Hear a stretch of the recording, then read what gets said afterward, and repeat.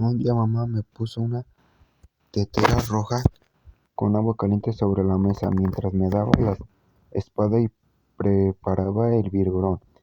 Estiré la mano para tocarla. La tetera cayó al suelo y el agua caliente salpicó por todas partes. Todavía conservo una cicatriz borrosa como recuerdo de aquella quemadura. Me puse a llorar desconsoladamente y mamá pensó que adelante le tendría miedo al agua hirviendo y también la tetera roja. Al menos ese era el comportamiento habitual en los demás niños. Sin embargo, no fue así, aunque humeara caliente y se veía la tetera delante de mí, seguía extendiendo la mano, como si no hubiera pasado nada. Pero eso no era todo. No me asustaba del anciano tuerto que vivía en el piso de abajo, ni en el enorme perro negro que tenía atado en el cantero de flores del edificio. Me quedaba mirando tranquilamente la pupila blanquecina del viejo, y si mamá se descuidaba me acercaba con la mano tendida al perro que me gruñía, mostrándome los dientes. Todo eso a pesar que lo había visto cómo el animal mordía a un niño vecino y lo dejaba sangrado. Naturalmente mamá tenía que estar siempre pendiente para venir corriendo a salvarme de los peligros. Al repetirse este tipo de situaciones, mamá se preguntó si yo no tendría un retraso mental, aunque no había nada en mi fisonomía, en mi comportamiento que lo evidenciara. Como no sabía qué atenerse conmigo, hizo lo que hacen todas las madres. Se aferró a la conclusión más optimista. Es mucho más tranquilo y valiente que otros niños de su edad, así que me describió entonces en su diario. Al final, no se sonreía a pesar de tener más de 4 años, extremo de su inquietud, por lo que me llevó a una clínica universitaria. Los primeros recuerdos propios que conservo en mi memoria son los que aquel día algunos escenas son borrosas, como si las viera a través del agua, pero otras son increíblemente nítidas. Un hombre con bata blanca está sentado delante de mí, sonríe con todos los dientes, me ve mostrando toda clase de juguetes, e incluso agita algunos, luego me golpea las rodillas con un pequeño martillo. Sin querer, mi pantorrilla sube como un columpio, me mete los dedos debajo de las axilas y me río un poco porque me hace cosquillas. Ahora que me muestra unas fotos que me hacen preguntas, me acuerdo muy bien de una de ellas. El niño de la foto está llorando porque ha desaparecido su mamá. ¿Cómo crees que se siente? No lo sé, respuesta, y me miro mamá, que estaba a mi lado. Ella me sonríe y me acaricia la cabeza, pero que veo que se muerde el labio inferior. Un tiempo después mamá dice que haremos un viaje especial, pero me llevo a la clínica. Le pregunto por qué hemos venido de nuevo, si no me duele nada, pero se queda callada. Me acuestan en una superficie fría y entro lentamente a un túnel blanco. Suena un pitido y el viaje espacial termina del modo más decepcionante. En la siguiente escena hay varios hombres con patas blancas.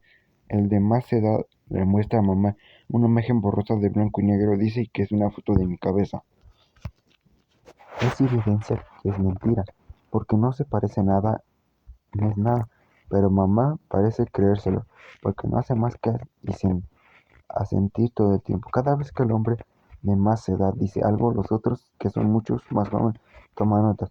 Me aburro y comienzo a balancear las piernas hasta que golpeo el escritorio. El doctor, con la punta del pie, mamá me dice que no haga eso y me pone la mano en el hombro. Veo que corren lágrimas por las mejillas. Después solo recuerdo que no para de llorar, llorar y llorar. Sigue llorando, no para ni siquiera cuando salimos del consultorio. La pantalla de la televisión de la sala de espera por su llanto. El guerrero especial vence a los malvados, pero ella sigue llorando. Al final, un anciano que dormía en la primera fila se enfada y la regaña. Compónganse, por favor. No se da cuenta que del escándalo que está armando. Entonces mamá aprieta con fuerza la vez y llora en silencio, sacudiendo los hombros como una colegiala castigada. Mamá no me daba de comer muchas almendras. Empecé por las de Estados Unidos y luego probé las de Australia, China y por último las de Rusia. En fin, todas las que se me importaban el país. Las chinas tienen un dejo amargo y desagradable, y las australianas huelen literalmente ácidas como tierra. También están las nacionales, pero para mi gusto no hay ninguna como las de Estados Unidos, y en particular las de California. Tengo mi propia manera de comer las almendras, de color. Cancela las que guardan dentro del sol californio. Cojo el paquete y las toco desde fuera para sentir su obstinada dureza bajo el envoltorio. Corto con cuidado la parte superior, abro el cierre emergético con los ojos cerrados e introduzco la nariz. Hago una inspiración breve y suave para que el aroma se propague con lentitud dentro de mí. Cuando me he llenado el olor, cojo de un puñado de almendras y las meto a la boca. Las muevo de un lado a otro con la lengua para disfrutar de su textura. Siento sus extremos puntiagudos y acariciar sus arrugas. Sin embargo, no convence alargar mucho este momento, pues la saliva ablandada y resalta sabores, es solo un proceso previo para llegar al clímax. Si es muy corto, no tiene gracia, y si es muy largo, se esfuma e impacta. Cada uno tiene que regular el tiempo como mejor le vaya para alcanzar el clímax. Hay que imaginar que las almendras crecen pequeñas. Al principio se vuelven como uvas, luego como kiwis, luego como naranjas y finalmente como melones grandes como pelotas de rugby. Es, es el momento de disfrutarlas con los dientes. Es el instante que en un alegre sonido crocante los rayos del sol de la lejanía California se expanden por la boca. No llevo a cabo este ritual porque me gustan las almendras. No podía evitarlas, así que mamá me las ponía en las 3 comidas del día. Así que tuve que buscar la forma agradable de comerlas. Me las daba con la creencia de que comiendo muchas almendras crecerían las que tengo en mi cabeza. Era la única esperanza a la que podía aferrarse. Todos tenemos en la cabeza 2 almendras. Están metidas en algún rincón del cerebro, más o menos a la altura de las orejas. Tanto por la forma como por el tamaño son iguales a estos frutos secos. Por eso se les llaman amigdalga, que significa almendra en griego. El nombre exacto es cuerpos amigdalino o amigdalanas cerebrales. Cuando estas amigdalgas reciben un estímulo exterior, se enciende una lamparita roja. Dependiendo del tipo de estímulo, se despiertan sentimientos como el miedo, el enfado, el agrado, el asco. Sin embargo, las almendras de mi cerebro parecen tener un desperfecto. Ya no se encienden del todo. Esa lamparita roja, por esta razón, nunca sé por qué los demás se ríen o lloran, y apenas puedo percibir de manera vaga lo que es la tristeza, el amor o el miedo. Para mi palabra, como el sentimiento o empatía, no son más que conjunto de letras con un sentido muy impreciso. El diagnóstico del médico fue alexithymia. No es la incapacidad para expresar los sentimientos. No podía ser síndrome de Asperger, por los claros que eran los síntomas. Por mi escasa edad, además no presentaban otros problemas de desarrollo, así que descartaron cualquier trastorno autista. En realidad, lo que tengo no es tanto incapacidad para expresar sentimientos como dificultad para sentirlos. No tengo problemas para amar frases o comprenderlas, como nos ocurre a las personas que tienen dañadas las áreas de la Broca y Wernicke implicadas en la producción de lengua. No experimento todos los sentimientos, ni tampoco puedo leerlos correctamente. Todos los sentimientos, ni tampoco en los demás, si confundo uno con otros. Los médicos incluyeron que había nacido con las almendras de mi cerebro demasiado pequeñas, y que además no había una comunicación fluida entre el sistema límbico y el óvulo frontal. Uno de los síntomas de mi condición es que no sé lo que es el miedo. Si alguno piensa que debe ser muy bueno, que me muestre siempre valiente. No tiene ni la más mínima idea del problema. El miedo es un método de defensa instintivo que cuida la integridad física. No saber lo que es el miedo no significa ser valiente, sino ser un idiota que se queda inmóvil cuando se le viene encima un automóvil. Lo cierto es que yo no había tenido mucha suerte. No es frecuente que además de tener miedo al ejartado también se nazca con incapacidad de sentir y percibir los sentimientos como era mi caso. De todos modos, los médicos dijeron que tenía que agradecer que teniendo unos cuerpos amigdalinos tan pequeños no presentara síntomas de retraso intelectual. También le explicaron a mi madre que como todos los cerebros eran distintos, había que observar cómo evolucionaba el niño.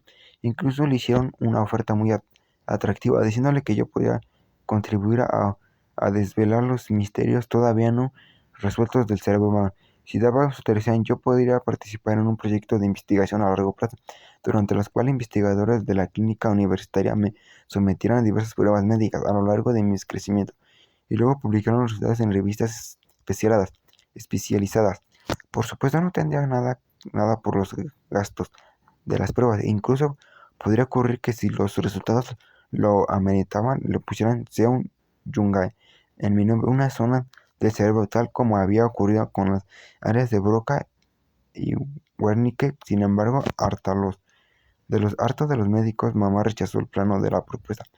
En el asunto que era mamá, sabía muy bien que Broca y Wernicke eran los nombres de los pacientes sometidos a las pruebas, sino de los investigadores que las llevaron a cabo, lo que tenía claro porque había una biblioteca pública cerca de la casa y había varios libros sobre el funcionamiento del cerebro. Otra cosa que le molestaba era que los médicos no me vieran como un ser humano, sino como una masa de carne interesante y curiosa. Muy pronto se dio cuenta de que no podría curarme. Todo lo que haría sería someterme a pruebas extrañas y hacerme tomar medicamentos no aprobados para observar mis reacciones sin finalmente lucirse, exponiendo los resultados en un congreso de medicina. Al llegar a esta conclusión, dijo aquella, tan manido y discutible, que se sueltan todas las madres cuando se enfadan. Yo conozco a mi hijo mejor que nadie. El día que pisó por última vez la clínica, lanzó un escupitajo al jardín que adornaba el frente del edificio y exclamó, ni siquiera saben lo que tienen en su propia mollera. A veces mamá era dada a las bravuconadas de sin fundamento. Mamá se arrepentía de todos los estrés que se había sufrido durante el embarazo, del par de pitillos que se había fumado a escondidas entre los sorbos. Le di una cerveza en el último mes sin poder aguantarse la gana. En realidad estaba claro cuál era su causa del problema de mi cesera. Habían tenido mala suerte. Al fin y al cabo, la suerte es culpable de muchas cosas tremendas que ocurren en el mundo. Toda la agitación, mamá esperaba en su fuero interno que yo tuviera la memoria de un ordenador, de una aptitud artística tan extraordinaria que fuera capaz de pintar cuadros increíbles. Como había visto las películas, entonces aparecían en los programas de televisión y mis cuadros, hechos con pintura arrugada, al tuntún sobre una tela, se vendían por cientos de miles de dólares. Sin embargo, yo no era un genio ni hablaba sido bendecidos con ningún talento especial. Después de lo ocurrido con la niña del pasador de Mickey Mouse, mamá emprendió la tarea de educarme, pues más allá de que era la lamentable desgracia, mi falta de sentimientos implicaba muchos peligros. No funcionaba que alguien me regañara, poniendo una expresión severa.